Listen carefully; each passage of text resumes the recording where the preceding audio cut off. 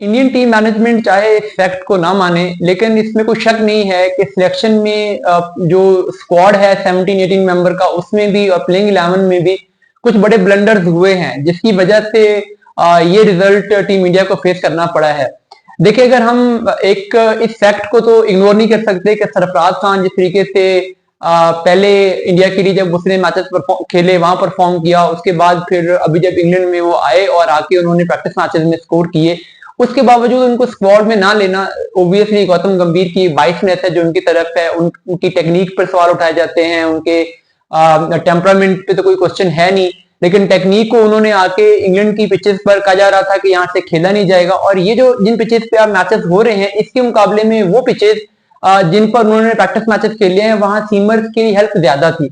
और स्पेसिफिकली जिस तरह की लॉर्ड्स की पिच थी, जहां पर आखिरी दिन पे डबल बाउंस आ रहा था, गेंद ऊपर नीचे रह रही थी, इन पिचेस के लिए तो सरफराज आइडियल बैट्समैन है। वो रूटीन में इस तरह की पिचेस पे खेलते हैं। इसमें थोड़ा सा सब कॉन्टिनेंटल एलिमेंट इस पिच में था, फोर्थ डे में जाके, फिफ्थ डे में जाके, लेकिन सरफराज को ये सारे मैचेस ना खिलाया जाना ओब्वियसली जस्टिफाई नहीं हो सकता। और शायद ये वजह भी है, लो ऑर्डर में खासकर जिस तरीके से आके वो टेक ऑन करते हैं, गेम को लंबा लेके चलते हैं, अग्रेसिव शॉट्स भी खेलते हैं, तो उनको स्क्वाड में अगर वो होते, वो प्लेइंग 11 का पार्ट होते, तो लोअर ऑर्डर में टीम इंडिया की परफॉर्मेंस खासकर जो सेकंड इनिंग्स थी लॉर्ड टेस्ट की, उसमें आपको बेहतर नजर आती।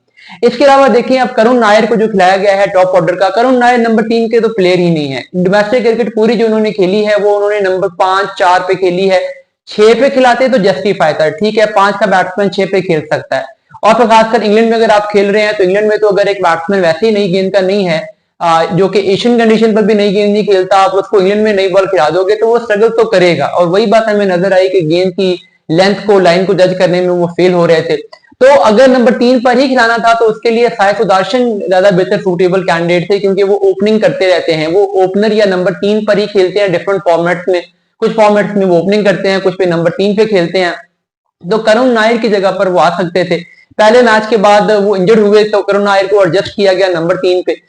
लेकिन बहरहाल ये स्लॉट करुण नायर की थी ही नहीं जिसपे उन्हें खिलाया गया। साइस लार्सन इसके लिए बेस्ट थे। और अगर साइस लार्सन पहले मैच के बाद इंजर्ड हो गए थे और करुण नायर का ऑप्शन था, तो उस वक्त भी ईश्वर वंग को अगर नंबर 3 पे खिलाया जाता तो वो बेहतर खेल लेते, क्योंकि वो ओपनर है, नंबर 3 की पोजीशन पे वो खेल सकते थे। तो करुण नायर को गलत जगह पे एडजस्ट किया गया। जो उसके लिए सही कैंडिडेट थे, ईश्वर वंग हो सकते थे, साइस लार्सन हो सकते थे, उनको वहां पे खिलाया ही नहीं गया। और लोअर ऑर्डर के लिए जो बेस्ट कैंडिडेट था सरफराज खान, उसको तो स्क्वाड में नहीं लिया गया।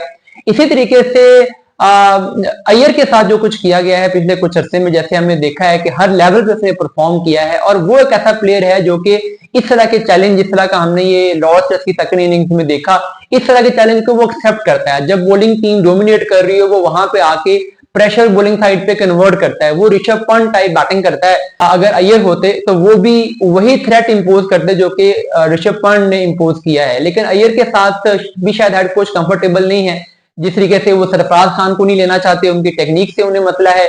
अय्यर के साथ उन्हें कुछ पर्सनैलिटी क्लैश है, कुछ एटीट्यूड का क्लैश है या क्या है, तो उनको भी नहीं लिया जा रहा। तो ये बैटिंग में कहीं ना कहीं जाके लगता है कि टीम सिलेक्शन, चाहे वो टूर में के लिए जो सिलेक्शन हुई है उसकी बात की जाए, जो प्लेइंग 11 की सिलेक्शन है उसकी बात की जाए, कहीं ना कहीं हर चीज में नजर आता है कि सिलेक्शन प्रॉपर नहीं हुई। और बैटिंग फेलियर के पीछे ये जो इम्प्रॉपर सिलेक्शन हैं, इनको आप बिल्कुल इग्नोर नहीं कर सकते।